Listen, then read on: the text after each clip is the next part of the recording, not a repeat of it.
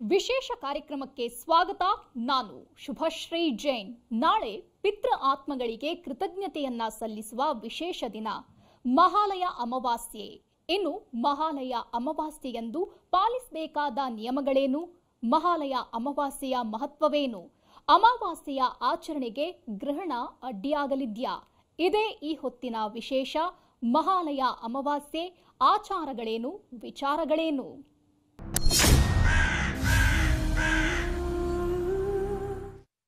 ಭಾದ್ರಪದ ಮಾಸದ ಕೃಷ್ಣ ಪಕ್ಷದ 15 ದಿನಗಳ ಪಿತೃಪಕ್ಷದ ಆಚರಣೆಯ ಕೊನೆಯ ದಿನವೇ ಮಹಾಲಯ ಅಮಾವಾಸ್ಯೆ.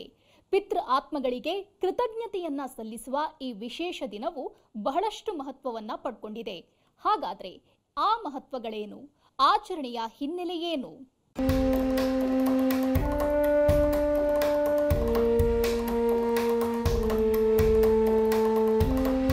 ಪಿತೃಗಳನ್ನ, ಪೂರ್ವಜರನ್ನ ನೆನಪಿಸಿಕೊಂಡು ಭಕ್ತಿ ಗೌರವಗಳಿಂದ ಅವರಿಗೆ ಪಿಂಡ ಪ್ರದಾನ ಹಾಗೂ ತರ್ಪಣ ನೀಡುವ ಪಕ್ಷವೇ ಪಿತೃಪಕ್ಷ.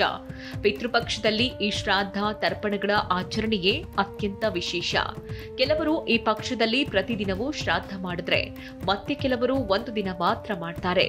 ಆ ದಿನ ಪಿತೃಗಳಿಗೆ ಪ್ರಿಯವಾದ ಭೋಜನವನ್ನ ಮಾಡಿ ಎಡೆ ಹಾಕೋ ಪದ್ಧತಿ ಇದೆ.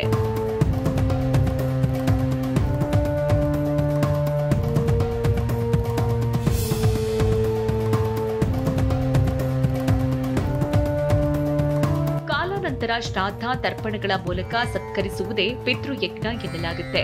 ವ್ಯಕ್ತಿ ಕಥಿಸಿದ ತಿಥಿಯಂದು ಪ್ರತಿ ವರ್ಷ ಶ್ರಾದ್ದ ಹಾಗೂ ಪ್ರತಿ ಅಮಾವಾಸ್ಯೆ ಸಂಕ್ರಮಣಗಳಂದು ತರ್ಪಣೆ ನೀಡ್ತಾರೆ.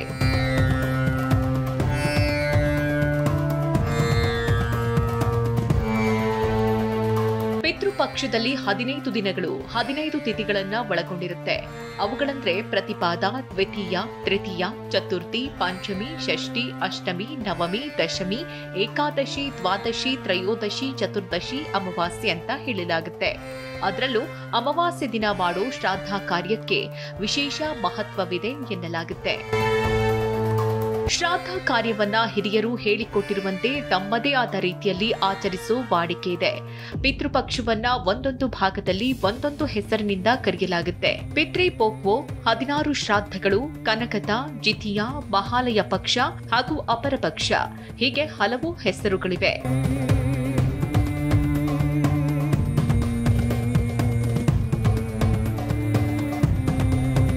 ಪಿತೃಪಕ್ಷದಲ್ಲಿ ಮಹಾಲಯ ಅಮಾವಾಸ್ಯೆಗೆ ವಿಶೇಷ ಮಹತ್ವ ಇದೆ. ಹೀಗಾಗಿ ಮಹಾಲಯ ಅಮಾವಾಸ್ಯೆ ದಿನ ನಮ್ಮ ಜೀವನ ಸುಗಮವಾಗಿ ನಡೆಯಲು ಅನುಕೂಲ ಮಾಡಿಕೊಟ್ಟ ಎಲ್ಲಾ ಹಿಂದಿನ ತಲೆಮಾರುಗಳಿಗೆ ಕೃತಜ್ಞತೆ ಸಲ್ಲಿಸಲಾಗುತ್ತೆ. ಮಹಾಲಯ ಅಮಾವಾಸ್ಯೆಯಂದು ಸರ್ವ ಪಿತೃಗಳನ್ನ ನೆನೆದು ಶ್ರಾದ್ದ ಕಾರ್ಯ ಮಾಡೋದ್ರಿಂದ ಸರ್ವಪಿತೃ ಅಮಾವಾಸ್ಯೆ ಅಂತಲೂ ಕರೆಯಲಾಗುತ್ತೆ. ಸರ್ವಪಿತೃ ಅಮಾವಾಸ್ಯೆಯಂದು ಪೂರ್ವಜರ ಮರಣ ಹೊಂದಿದ ದಿನ ನೋಡದೆ ಮರಣ ಹೊಂದಿರುವ ಎಲ್ಲಾ ಪೂರ್ವಜರಿಗೂ ಶ್ರಾದ್ದ ಮಾಡಬಹುದು. ಪಿತೃಪಕ್ಷದಲ್ಲಿ ಮಹತ್ವದ ದಿವಸವಾದ ಅಮಾವಾಸ್ಯೆಯಂದು ಮಾಡಿದ ಶ್ರಾದ್ದಕ್ಕೆ ಪವಿತ್ರ ಸ್ಥಳವಾದ ಗಯಾದಲ್ಲಿ ಮಾಡಿದಷ್ಟೇ ಫಲ ಮತ್ತು ಮಾನ್ಯತೆ ದೊರೆಯುತ್ತೆ ಎನ್ನಲಾಗುತ್ತೆ.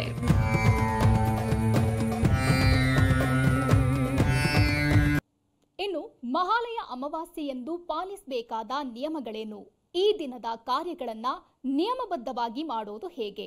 ಶ್ರಾದ್ದ ಕಾರ್ಯಕ್ಕೂ ಕಾಗೆಗಳಿಗೂ ಇರುವಂತಹ ನಂಟೇನು? ಈ ದಿನದ ದಾನಕ್ಕಿರುವ ಮಹತ್ವವೇನು? ಈ ದಿನ ಏನನ್ನ ಮಾಡಬಾರ್ದು ಎಂಬ ನಾನಾ ಸಂಗತಿಗಳನ್ನ ವಿವರವಾಗಿ ತಿಳಿಸಿಕೊಡೋದಕ್ಕೆ ನಮ್ಮ ಸ್ಟುಡಿಯೋದಲ್ಲಿದ್ದಾರೆ ಖ್ಯಾತ ಜ್ಯೋತಿಷಿ ಹಾಗೂ ಖ್ಯಾತ ಆಧ್ಯಾತ್ಮ ಚಿಂತಕರು ಹಾಗೂ ವಿದ್ವಾಂಸರಾಗಿರುವ ದೈವಜ್ಞ ಡಾಕ್ಟರ್ ಸೋಮಯಾಜಿಯವರು. ಗುರುಗಳೇ, ಕಾರ್ಯಕ್ರಮಕ್ಕೆ ಸ್ವಾಗತ. ನಮಸ್ತೆ ಅಮ್ಮ. ಗುರುಗಳೇ, ಮಹಾಲಯ ಅಮಾವಾಸ್ಯೆ ದಿನವನ್ನ ಬಹಳಷ್ಟು ಮಹತ್ವದ ದಿನ ಅಂತ ಹೇಳಲಾಗುತ್ತೆ. ಯಾಕಾಗಿ? ಶ್ರೀ ಗುರುಭ್ಯೋ ನಮಃ. ಭಾರತೀ ಕರುಣಾಪಾತ್ರಂ ಭಾರತೀ ಪದಭೂಷಣಂ ಭಾರತೀ ಪದಮಾರೂಢಂ ಭಾರತೀ ತೀರ್ಥಮಾಶ್ರಯೇ ವಿದ್ಯಾ ವಿನಯ ಸಂಪನ್ನಂ ಪೀತರಾಗಂ ವಿವೇಕಿನಂ ವಂದೇ ವೇದಾಂತ ತತ್ಪದ್ಮಂ ವಿಶೇಖರ ಭಾರತೀಂ. ಹರಿ ಓಂ. ಕೃತೇ ಚ ಪ್ರತಿಕರ್ತವ್ಯ ಮೇಷಧರ್ಮ ಸನಾತನಃ ಅಂದರು ನಮ್ಮ ಭಾರತೀಯ ಸಂಸ್ಕೃತಿಯಲ್ಲಿ.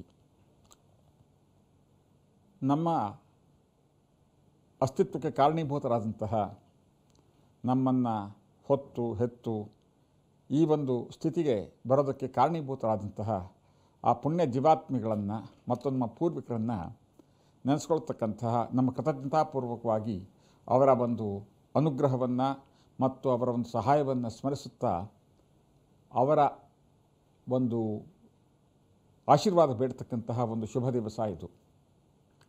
ಪ್ರತಿ ವರ್ಷವೂ ಕೂಡ ಭಾದ್ರಪದ ಮಾಸದ ಶುಕ್ಲ ಪಕ್ಷದ ಕೃಷ್ಣ ಪಕ್ಷದ ಪಾಡ್ಯದಿಂದ ಅಮಾವಾಸ್ಯವರೆಗಿನ 15 ದಿವಸಗಳ ಕಾಲ ಪಿತೃಪಕ್ಷ ಅಂತಕ್ಕಂಥ ಒಂದು ಹೆಸರಿನಿಂದ ಕರೆದರು. ಈ 15 ದಿವಸಗಳು ಕೂಡ ಪಿತೃಗಳ ಕಾರ್ಯಕ್ಕೆ ಅತ್ಯಂತ ಪವಿತ್ರವಾದ ಶ್ರೇಷ್ಠವಾದಿದೆ. ಇದರ ಕೊನೆಯ ದಿವಸವಾದಂಥ ಅಮಾವಾಸ್ಯೆ ಸರ್ವಪಿತೃ ಅಮಾವಾಸ್ಯೆ ಅಂತ ಕರೆದರು, ಮಹಾಲಯ ಅಮಾವಾಸ್ಯೆ ಅಂತ ಕರೆದರು. ಕೇವಲ ಭಾರತೀಯರು ಮಾತ್ರವಲ್ಲದೇ ಪ್ರಪಂಚದ ಬೇರೆ ಬೇರೆ ಜನಾಂಗೀಯರಲ್ಲಿ ಧರ್ಮೀಯರಲ್ಲೂ ಕೂಡ ಪಿತೃಗಳನ್ನು ಅಂದರೆ ತಂದೆ ತಾಯಿಗಳನ್ನು ಗುರು ಹಿರಿಯರನ್ನು ಜ್ಞಾಪಿಸ್ಕೊಳ್ತಕ್ಕಂತಹ ಕೃತಜ್ಞತೆಯನ್ನು ಸಮರ್ಪಿಸ್ತಕ್ಕಂತಹ ದಿವಸಗಳನ್ನು ಆಚರಣೆ ಬೇರೆ ಬೇರೆ ಪದ್ಧತಿಗಳಲ್ಲಿ ಸಂಪ್ರದಾಯಗಳಲ್ಲಿ ಬೇರೆ ಬೇರೆ ದಿವಸಗಳಲ್ಲಿ ಮಾಡ್ತಕ್ಕಂಥದ್ದನ್ನು ನಾವು ಕಾಣಬಹುದು. ಭಾರತದಲ್ಲಿ ಚಾಂದ್ರಮಾನ ರೀತಿಯ ಬರ್ತಕ್ಕಂತಹ ಭಾದ್ರಪದ ಮಾಸದ ಅಮಾವಾಸ್ಯೆ ದಿವಸ ಇದರ ಆಚರಣೆ ಬಹಳ ದೊಡ್ಡದಾಗಿ ಆಚರಣೆ ಮಾಡ್ತಾರೆ. ಇದನ್ನೇ ಮಹಾಲಯ ಅಮಾವಾಸ್ಯೆ ಅಂತ. ಪ್ರಾಂತೀಯವಾಗಿ ಒಂದಿಷ್ಟು ಸಣ್ಣ ಪುಟ್ಟ ಬದಲಾವಣೆಗಳನ್ನು ನಾವು ಕಂಡರೂ ಕೂಡ ಬಹುತೇಕ ಇದರ ಹಿಂದಿರತಕ್ಕಂಥ ಮೂಲ ಉದ್ದೇಶ ನಮ್ಮ ಜನ್ಮದಾತರಿಗೆ, ತಂದೆ ತಾಯಿಗಳಾಗ್ಬೋದು, ನಮ್ಮ ತಾತ ಮುತ್ತಾತಂದರು, ನಮ್ಮ ಜನ್ಮಕ್ಕೆ ಕಾರಣೀಭೂತರಾದಂಥವ್ರ ಜೊತೆಗೆ ಜೀವನಕ್ಕೆ ಕಾರಣೀಭೂತರಾದಂತಹ ಗುರುಗಳನ್ನು, ಸ್ನೇಹಿತರನ್ನು, ಎಲ್ಲರ ನಮ್ಮ ಜೀವನದಲ್ಲಿ ಬಂದು ಹೋಗಿರತಕ್ಕಂಥ ಎಲ್ಲ ವ್ಯಕ್ತಿಗಳನ್ನು ಕೂಡ ಸ್ಮರಿಸಿ ಕೃತಜ್ಞತಾಪೂರ್ವಕವಾಗಿ ನಮ್ಮ ಒಂದು ಗೌರವವನ್ನು ಸೂಚಿಸಿ ಅವರ ಆತ್ಮಕ್ಕೆ ಶಾಂತಿ ಸಿಗಲಿ ಅಂತ ಬೇಡ್ಕೊಳ್ತಕ್ಕಂತಹ ಒಂದು ಪವಿತ್ರವಾದ ದಿವಸ ಇದು. ಗುರುಗಳೇ, ಮಹಾಲಯ ಅಮಾವಾಸ್ಯೆಯ ದಿನವೇ ಸೂರ್ಯಗ್ರಹಣ ನಡೀತಾ ಇದೆ. ಸಾಮಾನ್ಯವಾಗಿ ಜನರಲ್ಲಿ ಗ್ರಹಣ ಅಂದ ತಕ್ಷಣ ಇದು ಒಂಥರ ಸೂತಕ ಅನ್ನುವಂತಹ ಭಾವನೆ ಸಾಕಷ್ಟು ಜನರಲ್ಲಿದೆ. ಇದೆರಡೂ ಕೂಡ ಒಂದೇ ದಿನ ಬರ್ತಿದೆ. ಇದರಿಂದ ಏನಾದರೂ ಪರಿಣಾಮ ಬೀರುವಂತಹ ಸಾಧ್ಯತೆ ಇದೆಯಾ? ಸೂರ್ಯಗ್ರಹಣ ಅಂತಕ್ಕಂಥದ್ದು ನಿಜ, ಆದರೆ ಕೂಡ ಇದು ಭಾರತದಲ್ಲಿ ಗೋಚರಿಸದೇ ಇರೋದ್ರಿಂದ ಈ ಒಂದು ಗ್ರಹಣದ ಒಂದು ಆಚರಣೆ ಧಾರ್ಮಿಕವಾಗಿ ಭಾರತದಕ್ಕೆ ಅನ್ವಯಿಸೋದಿಲ್ಲ. ಹಾಗಾಗಿ ಈ ಮಹಾಲಯ ಅಮಾವಾಸ್ಯೆ ದಿವಸ ಇರತಕ್ಕಂತಹ ಗ್ರಹಣಕ್ಕೂ ಮತ್ತು ಆ ಮಹಾಲಯ ಅಮಾವಾಸ್ಯೆಯ ಆಚರಣೆಗೂ ಕೂಡ ಯಾವುದೇ ರೀತಿಯ ಒಂದು ಸಂಬಂಧಗಳಿಲ್ಲದೆ ಇರೋದರಿಂದ ಗ್ರಹಣದ ಆಚರಣೆ, ಗ್ರಹಣದ ಪರಿಣಾಮ, ಗ್ರಹಣದ ಒಂದು ವಿಧಿವಿಧಾನಗಳು, ಗ್ರಹಣದ ಒಂದು ನಿಯಮಗಳು ಯಾವುದೂ ಕೂಡ ಈ ದಿವಸಕ್ಕೆ ಅನ್ವಯಿಸ್ತಕ್ಕಂಥದ್ದು ಅಲ್ಲ ಅಂತಕ್ಕಂಥದ್ದು ಸ್ಪಷ್ಟವಾದ ಧರ್ಮಶಾಸ್ತ್ರ ಸಹಿತವಾದಂತಹ ಅಭಿಪ್ರಾಯ ಇದು ಮೊದಲನೇದಾಗಿ. ಎರಡನೇದು, ಪಿತೃಕಾರ್ಯಕ್ಕೆ ಬಹಳ ಮುಖ್ಯವಾದ ಆದ್ಯತೆ ಕೊಟ್ಟು ಬೇರೆ ಎಲ್ಲ ಒಂದು ಆಚರಣೆಗಳನ್ನು ಬದಿಗಿಟ್ಟು ಪಿತೃಕಾರ್ಯವನ್ನು ಮಾಡಬೇಕು ಅಂತ ಹೇಳುತ್ತೆ ಶಾಸ್ತ್ರದಲ್ಲಿ. ಹಾಗಾಗಿ ಈ ಗ್ರಹಣಕ್ಕೂ ಮತ್ತು ಈ ಒಂದು ಪಿತೃಕಾರ್ಯಕ್ಕೂ ಸಂಬಂಧ ಇಲ್ಲ. ಗ್ರಹಣ ಗೋಚರಿಸದೇ ಇರೋದರಿಂದ ಗ್ರಹಣ ಇದೆ ಅಂತ ಒಪ್ಕೊಳ್ಳಲ್ಲ ನಮ್ಮ ಶಾಸ್ತ್ರದಲ್ಲಿ. ಎಲ್ಲೋ ಪ್ರಪಂಚದ ಯಾವುದೋ ಭಾಗದಲ್ಲಿ ಗ್ರಹಣ ಆಗ್ತಿರ್ಬೋದು, ಆದರೆ ಅದರ ಆಚರಣೆ, ಅದರ ಒಂದು ಪದ್ಧತಿ, ಸಂಪ್ರದಾಯಗಳು, ಶಾಸ್ತ್ರಗಳು ಇಲ್ಲಿ ಅನ್ವಯಿಸೋದಿಲ್ಲ ಅಂತಕ್ಕಂಥದ್ದು ಸ್ಪಷ್ಟವಾದಂತಹ ನಿಲುವಮ್ಮ. ಮಹಾಲಯ ಅಮಾವಾಸ್ಯೆಯ ದಿನದಂದು ಪಿತ್ರಾತ್ಮಗಳು ಸ್ವರ್ಗದಿಂದ ಭೂಮಿಯತ್ತ ಬರುತ್ತವೆ ಅನ್ನುವಂತಹ ಒಂದು ನಂಬಿಕೆ ಸಾಕಷ್ಟು ಜನರಲ್ಲಿದೆ. ಇದರ ಬಗ್ಗೆ ತಾವು ವಿವರಿಸೋದಾದರೆ ಇದು ನಿಜವಾ? ಹೋಗಿರ್ತಕ್ಕಂತಹ ನಮ್ಮ ಎಲ್ಲ ಹಿರಿಯರು ಆತ್ಮಗಳು ಕೂಡ ಸ್ವರ್ಗವಾಸಿಗಳು ಅಂತಲೇ ನಮ್ಮ ನಂಬಿಕೆ, ಕಲ್ಪನೆ ಮತ್ತು ಭಾವನೆ. ಗುರುಗಳೇ, ಮಹಾಲಯ ಅಮಾವಾಸ್ಯೆ ದಿನದ ಆಚರಣೆಗಳೇನು, ವಿಧಿವಿಧಾನಗಳು ಏನು, ಇದರ ಬಗ್ಗೆ ತಿಳಿಸಿಕೊಡೋದಾದರೆ? ಆಚರಣೆ ಮತ್ತು ವಿಧಿವಿಧಾನ ಅಂದಾಗ ಒಂದು ಸ್ಪಷ್ಟತೆ ಇಲ್ಲಿ ಏನಪ್ಪ ಅಂದರೆ, ವಿವಿಧತೆಯಲ್ಲಿ ಏಕತೆಯಿಂದ ಕಂಡಂತಹ ಭಾರತ ಪ್ರಾಂತೀಯವಾಗಿ ಅವರವರ ಪಂಗಡ ಅಥವಾ ಅವರವರ ಪದ್ಧತಿಗೆ ಅನುಗುಣವಾಗಿ ಕೆಲವಷ್ಟು ವ್ಯತ್ಯಾಸಗಳನ್ನು ಕಂಡರೂ ಕೂಡ ಆ ದಿವಸ ಮುಖ್ಯವಾಗಿ ತಣ್ಣೀರು ಸ್ನಾನ, ಸಂಗಮ ಅಥವಾ ನದಿ ಸ್ನಾನ, ನಂತರದಲ್ಲಿ ಪಿತೃತರ್ಪಣ ಅಂತ ಕುಶಪಿಷ್ಟೈ ತಿಲೋದಕೈಹಿ ತಿಲತರ್ಪಣವನ್ನು ಪಿತೃಗಳಿಗೆ ಕೊಟ್ಟು ಪಿಂಡ ಪ್ರದಾನವನ್ನು ಮಾಡಿ ವಾಯಸಬಲಿ ಅಂತ ಅದನ್ನು ಕೊಟ್ಟು ನಂತರದಲ್ಲಿ ಆ ಹಿರಿಯರನ್ನು ಸ್ಮರಿಸ್ಕೊಂಡು ಅವರವರ ಪದ್ಧತಿಗನುಗುಣವಾಗಿ ಶ್ರಾದ್ದಾದಿಗಳನ್ನು ಮಾಡಿ ನಂತರದಲ್ಲಿ ಪ್ರಸಾದ ಸ್ವೀಕಾರ ಮಾಡ್ತಕ್ಕಂಥದ್ದು. ಇದರಲ್ಲಿ ಪ್ರಾಂತೀಯವಾಗಿ ಅವರವರ ಜಾತಿ, ಸಂಪ್ರದಾಯ, ಪದ್ಧತಿ, ಪರಂಪರೆಗೆ ಅನುಗುಣವಾಗಿ ಕೆಲವಷ್ಟು ವ್ಯತ್ಯಾಸಗಳನ್ನು ನಾವು ಕಾಣಬಹುದು. ಆದರೆ ಇದೆಲ್ಲದರ ಹಿಂದಿನ ಉದ್ದೇಶ ಒಂದೇ, ಪಿತೃದೇವತೆಗಳ ಅನುಗ್ರಹವನ್ನು ಪಡೆಯತಕ್ಕಂಥದ್ದು, ಪಿತೃಗಳ ಆತ್ಮಕ್ಕೆ ಶಾಂತಿ ಸಿಗಲಿ ಅಂಥೇಳಿ ಅವರ ಅನುಗ್ರಹವನ್ನು ಪಡೆಯತಕ್ಕಂಥದ್ದು. ಆ ದಿವಸ ಮುಖ್ಯವಾಗಿ ಸ್ನಾನ, ತರ್ಪಣ ನಂತರದಲ್ಲಿ ಪಿತೃದೇವತೆಗಳ ಆವಾಹನೆ ಪೂಜೆ, ಇದು ಕೂಡ ಅವತ್ತಿನ ಒಂದು ವೈಶಿಷ್ಟ್ಯಮ್ಮ. ಗುರುಗಳೇ, ಪಿಂಡ ಪ್ರದಾನ ಮಾಡುವಾಗ, ತರ್ಪಣ ಬಿಡುವಾಗ ಅನುಸರಿಸಬೇಕಾದ ನಿಯಮಗಳ ಬಗ್ಗೆ ಹೇಳೋದಾದರೆ? ಪಿಂಡ ಪ್ರದಾನದಲ್ಲಿ ಮತ್ತು ತರ್ಪಣ ಬಿಡಬೇಕಾದ್ರೆ, ತರ್ಪಣ ಕೇವಲ ವಾರ್ಷಿಕ ಶ್ರಾದ್ದದಲ್ಲಿ 3 ತಲೆಮಾರಿಗೆ ಮಾತ್ರ ಬಿಡ್ತೀವಿ. ಆದರೆ ಇಲ್ಲಿ 3 ತಲೆಮಾರುಗಳು ಮಾತ್ರ ಅಲ್ಲ, ನಮ್ಮ ಪೂರ್ವಿಕರು ಕೆಲವರಲ್ಲಿ 5 ತಲೆಮಾರು, ಕೆಲವರಲ್ಲಿ 7 ತಲೆಮಾರುವರೆಗೆ, ಮತ್ತು ಹೆಣ್ಣು ಕೊಟ್ಟ ಅತ್ತೆ, ಮಾವ, ಬಾವಮೈದ, ಬಾವ, ಇನ್ನುಳಿದಂತಹ ಬೇರೆ ಬೇರೆ ಹಿರಿಯರು, ದೊಡ್ಡಪ್ಪ, ಚಿಕ್ಕಪ್ಪ ಇತ್ಯಾದಿಗಳು, ಸೋದರ ಮಾವ, ಸೋದರತ್ತೆ, ಸೋದರತ್ತೆ ಗಂಡ, ಸೋದರ ಮಾವನ ಹೆಂಡತಿ, ಇಷ್ಟು ಮಾತ್ರ ಅಲ್ಲದೇ ನಮಗೆ ವಿದ್ಯೆ ಕಲಿಸಿರ್ತಕ್ಕಂತಹ ಗುರು, ನಮ್ಮ ಕುಲಗುರು, ನಮಗೆ ಸಖ ಸ್ನೇಹಿತ, ಆತ್ಮೀಯವಾದಂಥ ಸ್ನೇಹಿತರು, ಜೊತೆಗೆ ಸೇವಕ, ಇನ್ನೂ ಕೆಲವರಲ್ಲಿ ನಮಗೆ ಅತ್ಯಂತ ಪ್ರೀತಿಪಾತ್ರವಾದಂತಹ ಪ್ರಾಣಿಗಳು, ಹಸು, ಶ್ವಾನ, ಇವುಗಳಿಗೆಲ್ಲ ಪಿಂಡ ಪ್ರದಾನ ಮತ್ತು ತರ್ಪಣವನ್ನು ಹೇಳಿದೆ. ಶ್ರಾದ್ದಕ್ಕೂ ಮಹಲಾಯಕ್ಕೂ ಇರತಕ್ಕಂಥ ವ್ಯತ್ಯಾಸ, ಶ್ರಾದ್ದದಲ್ಲಿ ಕೇವಲ ನಮ್ಮ 3 ತಲೆಮಾರುಗಳು, ತಂದೆ, ತಾತ, ಮುತ್ತಾತ ಮತ್ತು ಅಜ್ಜಿ, ಮುತ್ತಜ್ಜಿ, ಅವರತ್ತೆ. ಆದರೆ ಇಲ್ಲಿ ಹಾಗಲ್ಲ. ಈ ಎಲ್ಲರನ್ನ ಕುರಿತು ನೋಡಿ, ನಮ್ಮ ಭಾರತೀಯತೆ ವೈಶಿಷ್ಟ್ಯತೆ ಭಾರತೀಯರದ್ದು ಎಂಥದ್ದಪ್ಪ ಅಂದರೆ, 5 ಅಥವಾ 7 ತಲೆಮಾರಿಂದು ಒಂದು ಆದರೆ ತಂದೆ, ತಾತ, ಮುತ್ತಾತಂದದ್ದು ಅತ್ತೆ ಮಾವಂಗೆ ಅವರು ಗತಿಸಿದ್ದು ಸ್ವರ್ಗವಾಸಿಗಳಾಗಿದ್ದಾಗ ಮಾತ್ರ. ಹೆಂಡತಿಯ ಅಣ್ಣತಮ್ಮಂದಿರಿಗೆ, ನಮ್ಮ ಅಕ್ಕ ತಂಗಿಯರು ಅವರ ಗಂಡಂದರಿಗೆ, ಇನ್ನು ನಮ್ಮ ಹತ್ತಿರದ ಇನ್ಯಾರು ಬಂಧುಗಳಿದ್ದರೆ ಇಷ್ಟಕ್ಕೆ ಆಯ್ತೆ ಆಗಲಿಲ್ಲ. ವಿದ್ಯೆ ಕಲಿಸಿರ್ತಕ್ಕಂಥ ಗುರು, ಜೀವನಕ್ಕೆ ಆಧಾರ ಮಾಡಿಕೊಟ್ಟಿರ್ತಕ್ಕಂತಹ ವ್ಯಕ್ತಿ, ಉದ್ಯೋಗದಾತನಾಗ್ಬೋದು, ಇನ್ಯಾವುದೋ ರೀತಿಯಲ್ಲಿ ನಮಗೆ ನಮ್ಮ ಜೀವನದಲ್ಲಿ ಬಂದು ಸಹಕಾರ ಕೊಟ್ಟಿರ್ತಕ್ಕಂಥ ವ್ಯಕ್ತಿ, ನಮಗೆ ಸಹಾಯ ಮಾಡಿದಂತಹ ನಮ್ಮ ಸೇವಕಿ, ನಮಗೆ ಅಮೃತಧಾರೆಯನ್ನು ಕೊಟ್ಟಿರ್ತಕ್ಕಂಥ ಹಸು ಆಗ್ಬೋದು, ಅದರ ಆತ್ಮಕ್ಕೆ, ನಮಗೆ ಸಂಗಾತಿಯಾಗಿ ನಮ್ಮ ಜೊತೆಗಿದ್ದು ಭಾವನಾತ್ಮಕವಾಗಿ ಬೆಂಬಲ ಕೊಟ್ಟಂತಹ ಒಂದು ಪಶು, ನಾಯಿ ಇತ್ಯಾದಿಗಳನ್ನು ಕೂಡ ಸ್ಮರಿಸ್ಕೊಂಡು ಅವರ ಆತ್ಮಕ್ಕೂ ಶನ್ನೋ ಅಸ್ತು ದ್ವಿಪದೇ ಶಂಚತುಷ್ಪದೇ, ಅಂದರೆ ಪ್ರಾಣಿಗಳಿಗೂ ಕೂಡ ಪಿಂಡ ಪ್ರದಾನ, ಪ್ರಾಣಿಗಳಿಗೂ ಕೂಡ ಪಿಂಡ ಪ್ರದಾನ ಮಾಡತಕ್ಕಂಥ ಹೃದಯ ವೈಶಾಲ್ಯತೆ ಇರತಕ್ಕಂಥದ್ದು ಕೇವಲ ಭಾರತೀಯರಿಗೆ ಮಾತ್ರ. ನಮ್ಮಲ್ಲಿ ಪ್ರಾಣಿಪ್ರಿಯರು ಕೂಡ ನಾವು.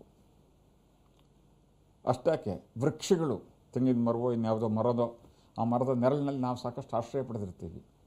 ಅದು ಕಾಲಾಂತರದಲ್ಲಿ ಹೋಗ್ಬಿಟ್ರೆ ಆ ವೃಕ್ಷಕ್ಕೂ ಒಂದೊಂದು ನೆಮ್ಮದಿ ಸಿಗಲಿ. ಅದೊಂದು ಜೀವಾತ್ಮ, ಅದರಲ್ಲೂ ಜೀವ ಇತ್ತು, ಆ ಜೀವಕ್ಕೆ ನೆಮ್ಮದಿ ಸಿಗಲಿ. ಅದರ ಆಯಸ್ಸು 200-300 ವರ್ಷ ಇದ್ದರೂ ಕೂಡ ತಲತಲಾಂತರದಿಂದ ನಮಗೆ ಒಂದು ಆಶ್ರಯ ಕೊಟ್ಟಂಥದ್ದು, ಅದರಿಂದ ಜೀವನವನ್ನು ನಡೆಸಿರ್ತಕ್ಕಂಥದ್ದಾಗ್ಬೋದು. ಅದರ ಆಶ್ರಯದಲ್ಲಿ, ಅದರ ನೆರಳಿನಲ್ಲಿ, ಅದರ ಬೇಯಿಸಿರ್ತಕ್ಕಂಥ ತಂಪು ಗಾಳಿಯಲ್ಲಿ ನಾವು ಜೀವನ ಕಳೆದಿರ್ತೀವಿ. ಅದನ್ನೂ ಸ್ಮರಿಸ್ಕೊಂಡು ಆ ವೃಕ್ಷದ ಆತ್ಮಕ್ಕೂ ಕೂಡ ಎಂಥ ಅದ್ಭುತವಾದಂತಹ, ಅರ್ಥಪೂರ್ಣವಾದಂತಹ, ವೈಶಿಷ್ಟ್ಯಪೂರ್ಣವಾದಂತಹ ಆಚರಣೆ ಭಾರತೀಯರದ್ದು ನೋಡಿ. ಅಂತಹ ಒಂದು ಹೃದಯ ವಿಶಾಲ್ಯವನ್ನು ಹೊಂದಿರತಕ್ಕಂತಹ ಅದ್ಭುತ ಸಂಸ್ಕಾರ, ಸಂಸ್ಕೃತಿ ಭಾರತೀಯರ ಹೊರತಾಗಿ ವಿಶ್ವದ ಇನ್ಯಾವ ಭಾಗದಲ್ಲೂ, ಇನ್ಯಾವ ಧರ್ಮದಲ್ಲೂ, ಇನ್ಯಾವ ಪದ್ಧತಿ, ಪರಂಪರೆ, ಆಚರಣೆಯಲ್ಲೂ ನಾವು ಕಾಣಲಿಕ್ಕೆ ಸಿಗೋದಿಲ್ಲ. ಅದು ಭಾರತೀಯ ವೈಶಿಷ್ಟ್ಯತೆ ನಮ್ಮದು. ಹಾಗಾಗಿ ಈ ಶ್ರಾದ್ದಕ್ಕೆ ವಿಶೇಷವಾದ ಮಹತ್ವ. ತುಂಬ ಜನ ಹೇಳ್ತಾರೆ ಇವತ್ತಿನ ಯುವ ಸಮೂಹ, I am concerned about the living person, not the dead one ಅಂತ. ಸತ್ತೋದವ್ರ ಬಗ್ಗೆ ನನಗೆ ಯೋಚನೆ ಇಲ್ಲ, ಬದುಕಿದವ್ರ ಬಗ್ಗೆ. ಅದು ಒಂದು ಹಂತದಲ್ಲಿ ಸರಿ. ಆದರೆ ನಾವೆಲ್ಲಿಂದ ಬಂದ್ವಿ, ನಮಗೆ ಯಾರು ಕಾರಣೀಭೂತರು, ಈ ಹಿರಿಯರ ಭೂಮಿಗೆ ಬರೋದಕ್ಕೆ ಕಾರಣೀಭೂತರಾದವರು ಯಾರು, ನಮ್ಮನ್ನು ಹೊತ್ತು ಹೆತ್ತು ಸಾಕಿ ಸಲಹಿ ಸಂಸ್ಕಾರವನ್ನು ಕೊಟ್ಟು ವಿದ್ಯಾಭ್ಯಾಸವನ್ನು ಕೊಟ್ಟು ನಮ್ಮ ಈ ಸ್ಥಿತಿಗೆ ಕಾರಣೀಭೂತರಾದಂತಹ ನಮ್ಮ ಹಿರಿಯರನ್ನು, ಅವರಿಗೆ ಕೃತಜ್ಞತೆಯನ್ನು ಹೇಳಿ, ನಿಮ್ಮ ಅನುಗ್ರಹದಿಂದ, ನಿಮ್ಮೆಲ್ಲರ ಆಶೀರ್ವಾದದಿಂದ ನಾನು ಇವತ್ತಿಲ್ಲಿ ನೆಮ್ಮದಿಯಾಗಿದ್ದೀನಿ ಅಂತ ಸ್ಮರಿಸ್ಕೊಳ್ತಕ್ಕಂತಹ ಒಂದು ಶುಭ ದಿವಸ ಇದು ಅಂತಕ್ಕಂಥದ್ದು ಪದೇ ಪದೇ ನಾನು ಹೇಳ್ತೀನಿ. ಭಾಳ ಜನ ಅಮಾವಾಸ್ಯೆ ಕೆಟ್ಟ ದಿವಸ, ಮಹಾಲಯ ಅಮಾವಾಸ್ಯೆ, ಪಿತೃಪಕ್ಷ ಕೆಟ್ಟ ದಿವಸ, ಇದು ಕೆಟ್ಟ ದಿವಸ ಅಲ್ಲ. ಬಹಳ ಒಳ್ಳೆಯ ದಿವಸ. ಪಿತೃಗಳ ಆಶೀರ್ವಾದವನ್ನು ಪಡೆಯೋದಕ್ಕೆ ಇರತಕ್ಕಂತಹ ಒಂದು ಸಂಕ್ಷಿಪ್ತ ಅವಧಿಯ ಅತ್ಯಂತ ಶುಭ ಮುಹೂರ್ತ ಇದು ಅಂದರೆ ತಪ್ಪಾಗೋದಿಲ್ಲಮ್ಮ. ಗುರುಗಳೇ, ಕಾಗೆಗಳ ಬಗ್ಗೆ ಸಾಕಷ್ಟು ಮಹತ್ವ ಇದೆ. ಈ ದಿನ ನಾವು ಹೇಳೋದಾದರೆ ಪಿತೃ ಆತ್ಮಗಳು ಏನಾದರೂ ಕಾಗೆಗಳ ರೂಪದಲ್ಲಿ ಬಂದು ಆಹಾರ ಸೇವಿಸಿ ಹೋಗುತ್ತಾ ಹೇಗೆ? ಪಿತೃಕಾರ್ಯದ ಒಂದು ಭಾಗ ಏನಪ್ಪ ಅಂದರೆ ವಾಯಸ ಬಲಿ ಅಂಥೇಳಿ, ವಾಯಸ ಕಾಗೆ. ಅಲ್ಲೇನಪ್ಪ ಅಂದರೆ ನಾವು ಪಿತೃ ಕಾರ್ಯಕ್ಕೆ ಮಾಡಿರ್ತಕ್ಕಂತಹ ಭಕ್ಷ್ಯ, ಅನ್ನ ಇತ್ಯಾದಿಗಳನ್ನು ಸಪ್ರೇಟಾಗಿ ಒಂದು ಎಲೆಯಲ್ಲಿ ತೆಗೆದಿಟ್ಟು ಪಿತೃದೇವತೆಗಳನ್ನು ಸ್ಮರಿಸ್ಕೊಂಡು ಅದರ ಮೇಲೆ ಕುಶ ದರ್ಬೆಯಿಂದ ತಿಲತರ್ಪಣವನ್ನು ಕೊಟ್ಟು ತಗೊಂಡು ಹೋಗಿ ಕಾಗೆ ಬಂದು ಸ್ವೀಕಾರ ಮಾಡುವಂಥ ಸ್ಥಳವನ್ನು ಆಯ್ಕೆ ಮಾಡಿಕೊಂಡು ಹತ್ತಿರದಲ್ಲಿ ಮೇಲ್ಗಡೆ ಇಡ್ತೀವಿ. ಇನ್ನು ಪಟ್ಟಣ ಪ್ರದೇಶಗಳಲ್ಲಿ ಅವು ದಿವಸ ಮನೆ ಹತ್ತಿರ ಬಂದು ಆಹಾರ ಸಿಕ್ಕೋದಿಲ್ಲ ಅವಕ್ಕೆ. ಹಾಗಾಗಿ ಆ ದಿವಸಗಳು ಸಿಗೋದಿಲ್ಲ ಅಂತ ಬರೋದಿಲ್ಲ. ಅಷ್ಟಕ್ಕೆ ಭಾವನಾತ್ಮಕವಾಗಿ ನೀವು ಬೇಜಾರು ಮಾಡ್ಕೊಳ್ಬೇಕಾಗಿದ್ದು, ಇದೇನೋ ಅಪಶಕನ ಸಂಕೇತವೋ ಅಥವಾ ಇದೇನೋ ದುರ್ಗತಿಯೋ ಅಂತ ಯೋಚನೆ ಮಾಡಬೇಕಾಗಿದ್ದಿಲ್ಲ. ಹಾಗೆ ಬಂದು ತಗೊಂಡು ಹೋಗ್ತಕ್ಕಂಥದ್ದು ಪಿತೃದೇವತೆಗಳ ಅನುಗ್ರಹ ಆಯಿತು ಅಂತ ಆದರೆ ಬರದೇ ಇದ್ದು ಮಾತ್ರಕ್ಕೇನು ಯೋಚನೆ ಮಾಡಬೇಕಾಗಿದ್ದಿಲ್ಲ. ಒಂದು ಬೇರೆ ಬೇರೆ ರೂಪದಲ್ಲಿ ಪಿತೃಗಳಿಗೆ ಸಂದಿರುತ್ತೆ. ಇನ್ನು ನಾವು ಹಾಕಿರ್ತಕ್ಕಂಥ ಪಿಂಡವನ್ನು ಏನು ಮಾಡಬೇಕು ಅಂತಕ್ಕಂಥ ಒಂದು ದೊಡ್ಡ ಪ್ರಶ್ನೆ ಕೇಳ್ತಾನೆ ಇದ್ದಾರೆ. ಅದರಲ್ಲೂ ಪಟ್ಟಣ ಪ್ರದೇಶಗಳಲ್ಲಿ, ಬೆಂಗಳೂರಿನಂತಹ ಮಹಾನಗರಗಳಲ್ಲಿ ಸಣ್ಣ ಸಣ್ಣದಾಗಿರ್ತಕ್ಕಂಥವ್ರ ಮನೆಯಲ್ಲಿ ಪಿಂಡ ಪ್ರದಾನವನ್ನು ಮಾಡಿರ್ತೀವಿ. ಅದನ್ನು ಏನು ಮಾಡಬೇಕು ಅಂತಕ್ಕಂಥದ್ದು ದೊಡ್ಡ ಪ್ರಶ್ನೆ. ಸಾಧಾರಣವಾಗಿ ಪಿಂಡದಾನವನ್ನು ಮಾಡಿದ ನಂತರದಲ್ಲಿ ಆ ಪಿಂಡವನ್ನು ಹರಿಯೋ ನೀರಿನಲ್ಲಿ ಬಿಡಬೇಕು ಅಂತಕ್ಕಂಥದ್ದು ಒಂದು ಪದ್ಧತಿ. ಅಲ್ಲಿಯ ಜಲಚರಗಳು ಅದನ್ನು ತಿಂದು ಪಿತೃದೇವತೆಗಳ ಅನುಗ್ರಹ ನಮಗಾಗತ್ತೆ ಅಂತ. ಹರಿಯೋ ನೀರು ಸಿಗೋದಿಲ್ಲ ಇಲ್ಲಿ, ನೀರಿನಲ್ಲಿ ಬಿಡೋದಕ್ಕೆ ಅವಕಾಶವಾಗೋದಿಲ್ಲ. ಬೊಂಬಾಯಿ ಅಂಥ ನಗರಗಳಲ್ಲಾದರೆ ಸಮುದ್ರಕ್ಕಾದರೂ ಬಿಡ್ಬೋದು. ಬೆಂಗಳೂರಿನಲ್ಲಿ ಸಮುದ್ರವೂ ಇಲ್ಲ, ನದಿಯೂ ಇಲ್ಲ. ಇಲ್ಲಿರ್ತಕ್ಕಂಥ ಹರಿಯೋ ನೀರು ಅಂದರೆ ಚರಂಡಿ ನೀರು ಒಂದೇ, ಅಲ್ಲಿಗೆ ಬಿಡೋದಕ್ಕೆ ಮನಸ್ಸೊಪ್ಪೋದಿಲ್ಲ. ಎರಡನೇದೇನಪ್ಪ ಅಂದರೆ ಹಸುಗಳಿಗೆ ಆ ಪಿಂಡವನ್ನು ಕೊಟ್ಟು ಅವ್ರು ತಿಂದು ಅನುಗ್ರಹ ಮಾಡಲಿ ಅಂತ. ಇನ್ನು ಮಹಾಲಯ ಅಮಾವಾಸ್ಯಂಥ ದಿವಸಗಳಲ್ಲಿ ಒಂದೇ ದಿವಸ ಲಕ್ಷಾಂತರ ಜನಗಳ ಮನೆಯಲ್ಲಿ ಶ್ರಾದ್ದ ಕಾರ್ಯಗಳು ನಡೀತಿದ್ದು, ಅವರೆಲ್ಲರೂ ಹತ್ತಿರದಲ್ಲಿರೋ ಹಸುಗೆ ಅದನ್ನು ಕೊಡೋದಕ್ಕೆ ಹೋದರೆ ಆ ಮೂಕ ಪ್ರಾಣಿಯ ಮೇಲೆ, ಆರೋಗ್ಯದ ಮೇಲೆ ತೀವ್ರವಾದಂಥ ಪರಿಣಾಮ ಉಂಟಾಗುತ್ತಲ್ಲ. ಅದಕ್ಕೆ ಅವರ ಹಸುವನ್ನು ಮಾಲೀಕರು ಒಪ್ಪೋದಿಲ್ಲ. ಅಂಥ ಸಂದರ್ಭದಲ್ಲಿ ಏನು ಮಾಡಬೇಕು ಅಂತಕ್ಕಂಥ ದೊಡ್ಡದಾದ ಜಿಜ್ಞಾಸೆ ಪ್ರಿಯ ಪ್ರೇಕ್ಷಕ ಪ್ರಭುಗಳಲ್ಲಿ ಉಂಟು. ಅದನ್ನು ಭೂಮಿ ಒಳಗಡೆ ಹಾಕಬೇಕು. ಒಂದಿಷ್ಟು ಭೂಮಿಯನ್ನು ಅಗೆದು ಅಲ್ಲಿ ಪಿಂಡವನ್ನು ಹಾಕಿ ಮಣ್ಣು ಮುಚ್ಚತಕ್ಕಂಥದ್ದು. ತಸ್ಯ ಪ್ರಕೃತಿಲೀನಸ್ಯ ಯಃ ಪರಸ್ವ ಮಹೇಶ್ವರ. ಪ್ರಕೃತಿಯಲ್ಲಿ ಪಂಚಭೂತಗಳಲ್ಲಿ ವಿಲೀನವಾಯಿತು. ಹೇಗೆ ನಮ್ಮ ಶರೀರ ಅಗ್ನಿ ರೂಪದಲ್ಲೋ ಅಥವಾ ಭೂರೂಪದಲ್ಲೋ ಪಂಚಭೂತಗಳಲ್ಲಿ ವಿಲೀನ ಮಾಡುತ್ತೋ, ಅದೇ ಥರ ಪಿಂಡವನ್ನು ಕೂಡ ಆ ರೂಪದಲ್ಲಿ ಹಸು ಆಗದೇ ಇದ್ದ ಪಕ್ಷದಲ್ಲಿ ಭೂಮಿ ಒಳಗಡೆ ಹಾಕ್ತಕ್ಕಂಥದ್ದು ಇರತಕ್ಕಂಥ ಪದ್ಧತಿ ಮತ್ತು ಸಂಪ್ರದಾಯ. ಇನ್ನು ಪಿಂಡದಾನ ಮಾಡಲಿಕ್ಕೆ ಆಗದೇ ಇದ್ದವರದ್ದು ಅಥವಾ ಸಂಪ್ರದಾಯ ಇಲ್ಲದೇ ಇದ್ದವರು ಶ್ರಾದ್ದ ಮಾಡ್ತಕ್ಕಂಥದ್ದು ಹೇಗಪ್ಪ? ದಾನದ ರೂಪದಲ್ಲಿ ಹಿರಣ್ಯ ಶ್ರಾದ್ದ ಇತ್ಯಾದಿಗಳ ರೂಪದಲ್ಲಿ ಮಾಡ್ತಕ್ಕಂಥದ್ದು. ಈ ದಿವಸದ ಅತ್ಯಂತ ಮಹತ್ತರವಾದ್ದೇನಪ್ಪ ಅಂದರೆ ಅನ್ನದಾನ. ಅನ್ನದಾನಂ ಮಹಾದಾನಂ ವಿದ್ಯಾದಾನಂ ಮಹತ್ತರಂ ಅಂತಂದರು. ಅತ್ಯಂತ ಪ್ರಮುಖವಾದಂತಹ ದಾನ ಅನ್ನದಾನ ಮತ್ತು ವಸ್ತ್ರದಾನ ಮಾಡೋದರಿಂದ ಮತ್ತು ಅವರವರ ಮನಸ್ಸಿನ ಇರತಕ್ಕಂಥ ಎಷ್ಟೋ ಸೊತ್ತುಗಳನ್ನು ಅವರು ದಾನ ಮಾಡ್ಬೋದು. ಇದಿಷ್ಟು ಕೂಡ ಪಿತೃದೇವತೆಗಳ ಅನುಗ್ರಹಕ್ಕೆ ಪಾತ್ರವಾದಂಥದ್ದಮ್ಮ. ಗುರುಗಳೇ, ಆಧ್ಯಾತ್ಮದ ಪ್ರಕಾರ ಅದೇ ರೀತಿ ಪುರಾಣದ ಪ್ರಕಾರ ಈ ದಿನಕ್ಕೆ ಏನಾದರೂ ಮಹತ್ವ ಇದೆಯಾ ಅಥವಾ ಏನಾದರೂ ಹಿನ್ನೆಲೆ ಇದೆಯಾ? ಹೇಗೆ ಹಿನ್ನೆಲೆ ಅಂತಂದರೆ ಪುರಾಣಗಳಲ್ಲಿ, ಕಥೆಗಳಲ್ಲಿ ಹಲವಾರು ನಿದರ್ಶನಗಳನ್ನು ನಾವು ಕಾಣಬಹುದು. ಮಹಾಭಾರತದ ಅತ್ಯಂತ ಮಹತ್ತರವಾದ ಪಾತ್ರವಾದಂತಹ ಶ್ರೀ ಕರ್ಣ, ಅವನಿಗೆ ಉಪನಾಮವೇ ದಾನಶೂರ ಕರ್ಣ ಅಂತ. ದಾನದಲ್ಲಿ ಬಹಳ ಪ್ರಸಿದ್ಧಿ ಪಡೆದಂಥವನು.